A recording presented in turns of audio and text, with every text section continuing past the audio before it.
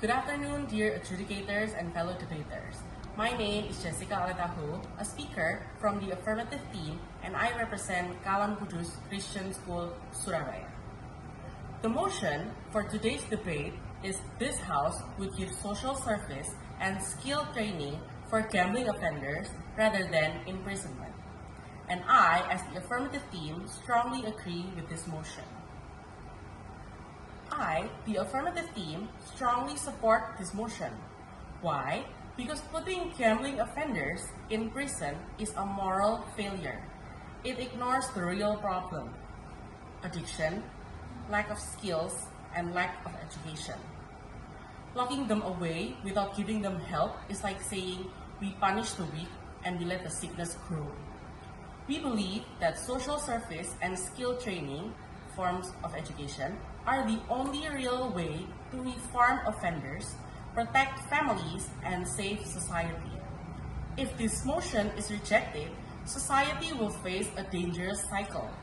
Prison will only create people who come out with no skills, no education, and no hope. What happens next? They gamble again, they steal again, and society suffers again. Imprisonment here is not justice. It is nothing more than a factory of repeat criminals. Dear adjudicators and fellow debaters, it is not enough to speak in ideals. We must prove our case with reasoning, theory, and evidence. Now, let me present 3 strong arguments for why rehabilitation through education, training, and social service is far superior to imprisonment. For the first argument, education prevents crime.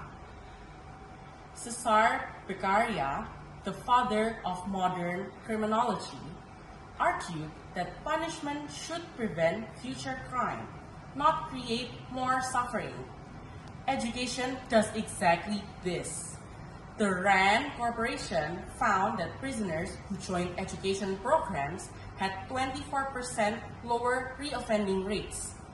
Those who got a GED had 25% less reoffending, and those who got 2 college degrees had a massive 70% reduction. This proves that education, whether formal schooling or skill training, is a weapon against crime. Prison cannot offer this. In the second argument, which is education plus social support heal addiction. Gambling is not just a crime, it is addiction, and it requires guidance. Nancy Petrie's 2009 study found that gamblers with strong social support and counseling had far better recovery and less relapse after 1 year. When combined with education and training, social supports give offenders tools to rebuild their lives. But prison cuts them off from these opportunities. That is not justice. It is social suicide. And for my third argument, which is real evidence from society. In England and Wales, research shows up to 41% of probationers gamble regularly, and nearly 7% need intensive help. Yet prison does not educate them or treat their addiction. Germany has already recognized this. More than 50% of gambling offenders there are given probation or community service instead of prison. Many also receive treatment and training. This shows education and rehabilitation are practical, proven, and effective. Dear adjudicators and fellow debaters, imprisoning gambling offenders is not just ineffective. It is a crime against reason.